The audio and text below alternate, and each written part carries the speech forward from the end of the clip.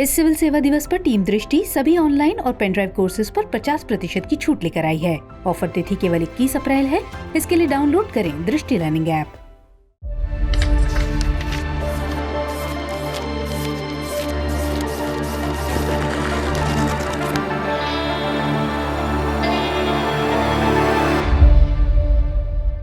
दृष्टि आईएएस के टुडे जी के प्रोग्राम में आपका स्वागत है। शुरुआत करते हैं पिछले अभ्यास प्रश्न से, जिसमें हमने आपसे पूछा था भारतीय संविधान का अनुच्छेद 371A किस राज्य को विशेष प्रावधान प्रदान करता है। आपके ऑप्शन है option A Sikkim, option B Manipur, option C Mizoram और ऑप्शन डी नागालैंड।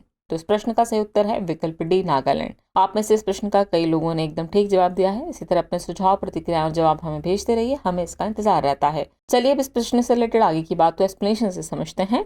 हाल ही में नागालैंड सरकार ने 2001 के नागालैंड नगर पालिका अधिनियम को निरस्त कर दिया। गौरतलब है कि भारतीय संविधान का अनुच्छेद 371A नागालैंड राज्य को विशेष प्रावधान प्रदान करता है, इसलिए विकल्प डी सही है। इस अनुच्छेद में कहा गया है कि नागाओं की धार्मिक या सामाजिक प्रथाओं, नागा प्रथागत कानून और प्रक्रिया से संबंधित मामले में संसद का कोई अधिनियम नागालैंड राज्य पर लागू नहीं होगा। राज्य में लागू होने वाली किसी भी अधिनियम को नागालैंड की विधानसभा द्वारा पारित किया जाना चाहिए। इस तरह इस प्रश्न का सही उत्तर है विकल्प डी नागालैंड। चलिए अब शुरुआत करते हैं आज के एपिसोड की। तो आज के एपिसोड का पहला प्रश्न है, निम्नलिखित देशों पर विचार कीजिए। पहला है युगांडा, दूसरा है मध्य अफ्रीकी गणराज्य, तीसरा है इरिट्रिया और चौथा है केन्या। उपयुक्त में से कौन से देश सूडान के साथ सीमा साझा करते हैं, आपको ये बताना है। आपके ऑप्शन है केवल 1 और 2, केवल 1, 2 और 3, केवल 2 और 3 या फिर 1, 2, 3 और 4। तो इस प्रश्न का सही उत्तर है विकल्प सी, केवल 2 और 3 सही है। चलिए एक्सप्लेनेशन साइड की बात को समझते हैं। हाल ही में सूडान में सेना और एक शक्तिशाली अर्धसैनिक बल के बीच संघर्ष की स्थिति देखी गई। बता दें कि सूडान उत्तर पूर्व अफ्रीका में स्थित एक देश है। ये 7 देशों के साथ अपनी सीमा साझा करता है, जिनमें शामिल हैं लीबिया, मिस्र, चाड, मध्य अफ्रीकी गणराज्य, दक्षिण सूडान, इथियोपिया और इरिट्रिया। इसलिए विकल्प सी सही उत्तर है। व्हाइट और ब्लू नाइल्स नदी इसकी राजधानी खार्तूम में मिलती है, जो विलय के बाद नील नदी बन जाती है। नील नदी दुनिया की सबसे लंबी नदी है, जिसे अफ्रीकी नदियों का जनक कहा जाता है। इसकी लंबाई लगभग 4132 मील या 6650 किलोमीटर है। इस तरह इस प्रश्न का सही उत्तर है विकल्प सी, यानी केवल 2 और 3 ही सूडान से सीमा साझा करते हैं। अगला प्रश्न है, महिला सम्मान बचत प्रमाण पत्र योजना के संदर्भ में निम्नलिखित कथनों पर विचार कीजिए। कथन 1 है, महिला सम्मान बचत खाता केवल महिलाओं द्वारा खोला जा सकता है। इस योजना के तहत किए गए जमा पर 7.5% प्रतिवर्ष की दर से ब्याज मिलेगा। उपयुक्त में से कौन सा ऐसे कथन सही है या फिर है। आपके ऑप्शन है केवल 1, केवल 2, 1 और 2 दोनों, या फिर न तो 1 और न ही 2। तो इस प्रश्न का सही उत्तर है विकल्प बी, केवल 2 कथन ही सही है। हाल ही में तेलंगाना में डाक विभाग ने महिला सम्मान बचत प्रमाण पत्र योजना पर एक विशेष आवरण जारी किया है। आपको बता दें कि केंद्रीय वित्त मंत्री द्वारा केंद्रीय बजट 2023-24 में महिला सम्मान बचत प्रमाण पत्र योजना की घोषणा की गई थी। इसके तहत महिला सम्मान बचत खाता महिलाओं द्वारा अपने लिए या नाबालिग लड़की की ओर से अभिभावक द्वारा खोला जा सकता है, इसलिए कथन एक सही नहीं है। इस योजना के तहत जमा राशि पर 7.5% की दर से ब्याज मिलेगा, इसलिए कथन 2 सही है। इस योजना का उद्देश्य देश में महिलाओं का वित्तीय सशक्तिकरण करना है। इस प्रकार विकल्प बी सही है, यानी इस प्रश्न का सही उत्तर हुआ विकल्प बी, केवल 2 कथन ही सही है। अगला प्रश्न है, हाल ही में चर्चा में रहा नूर्नबर्ग परीक्षण किससे संबंधित है। आपके ऑप्शन है प्रथम विश्व युद्ध, नाजी युद्ध अपराध, खाड़ी युद्ध या फिर सीरियाई गृह युद्ध। तो इस प्रश्न का सही उत्तर है विकल्प बी, नाजी युद्ध अपराध।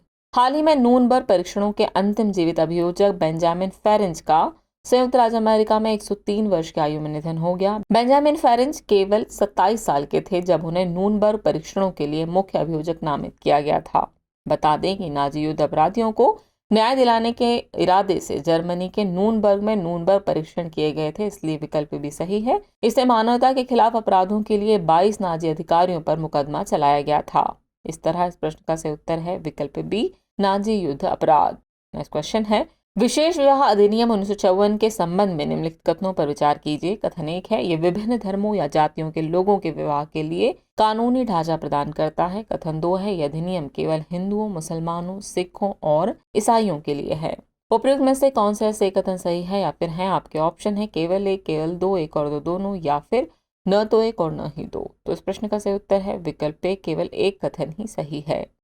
सुप्रीम कोर्ट की एक बेंच समलैंगिक विवाहों को कानूनी मान्यता देने वाली याचिकाओं पर सुनवाई कर रही थी। कोर्ट ने कहा कि वह केवल इस बात की जांच करेगा कि विशेष विवाह अधिनियम 1954 के तहत इस तरह का अधिकार प्रदान किया जा सकता है या नहीं। गौरतलब है कि विशेष विवाह अधिनियम 1954 एक भारतीय कानून है जो विभिन्न धर्मों या जातियों के लोगों के विवाह के लिए एक कानूनी ढांचा प्रदान करता है। इसलिए कथन एक सही है कि भारत के हिंदुओं, मुसलमानों, सिखों, ईसाइयों, जैनियों और बौद्धों सहित सभी धर्मों के लोगों के लिए है। इसलिए कथन 2 सही नहीं है। इस प्रकार इस प्रश्न का सही उत्तर है विकल्प ए, यानी केवल एक कथन ही सही है। नेक्स्ट क्वेश्चन है, पर्वतमाला परियोजना के संबंध में निम्नलिखित कथनों पर विचार कीजिए। पहला कथन है, इसका लक्ष्य 5 वर्षों में 1200 प्लस किलोमीटर की रोपवे लंबाई के साथ 250 प्लस परियोजनाओं को विकसित करना है। कथन 2 है, अभी इसे केवल 2 राज्यों में ही शुरू किया गया है। उपयुक्त में से कौन सा सही कथन सही है, या फिर है आपके ऑप्शन है केवल एक, केवल 2, एक और 2 दोनों, या फिर न तो एक और न ही 2। तो इस प्रश्न का सही उत्तर है विकल्प ए, केवल एक कथन ही सही है। हाल ही में केंद्रीय सड़क परिवहन और राजमार्ग मंत्री ने ऑस्ट्रिया के इंसब्रुक में इंटर अल्पाइन मेला 2023 को संबोधित किया। इस संबोधन में उन्होंने भारत में चल रही पर्वतमाला परियोजना का उल्लेख किया। आपको बता दें कि पर्वतमाला परियोजना के तहत भारत सरकार 5 वर्षों में 1200 प्लस किलोमीटर की रोपवे लंबाई के साथ 250 प्लस परियोजनाओं को विकसित करने की योजना बना रही है। इसलिए कथन एक सही है। ये योजना वर्तमान में उत्तराखंड, हिमाचल प्रदेश, जम्मू कश्मीर, मणिपुर और अन्य उत्तर पूर्वी राज्यों में शुरू की जा रही है। इसलिए कथन 2 सही नहीं है। इस तरह इस प्रश्न का सही उत्तर है विकल्प ए, यानी केवल एक कथन ही सही है। अगला प्रश्न है, कभी कभी समाचारों में देखे जाने वाला उपभोक्ता व्यय सर्वेक्षण किसके द्वारा जारी किया जाता है? आपके ऑप्शन है वित्त मंत्रालय, राष्ट्रीय नमूना सर्वेक्षण कार्यालय, नीति आयोग, या फिर वाणिज्य और उद्योग मंत्रालय। तो इस प्रश्न का सही उत्तर है विकल्प बी, राष्ट्रीय नमूना सर्वेक्षण कार्यालय। चलिए प्रश्न देखते हैं।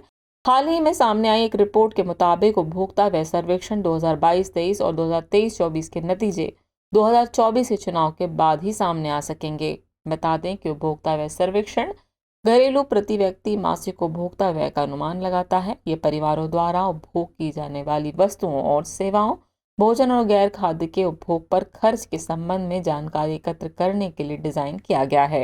ये सर्वेक्षण सांख्यिकी और कार्यक्रम कार्यान्वयन मंत्रालय के राष्ट्रीय नमूना सर्वेक्षण कार्यालय द्वारा आयोजित किया जाता है। इसलिए विकल्प बी सही है।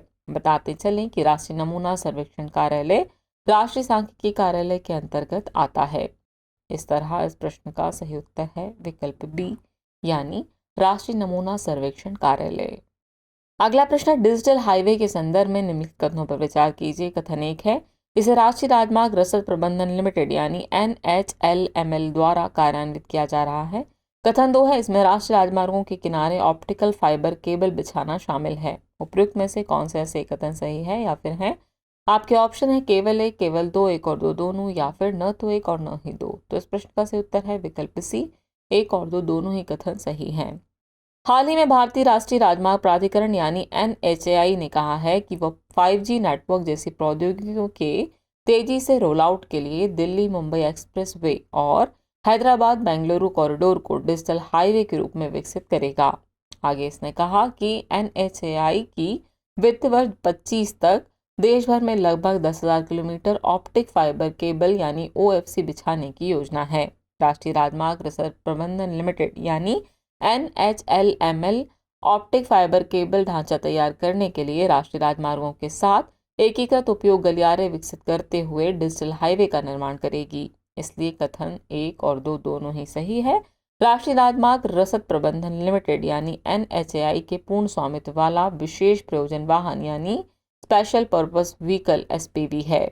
इस प्रकार इस प्रश्न का सही उत्तर है विकल्प सी, यानी 1 और 2 दोनों ही कथन सही हैं।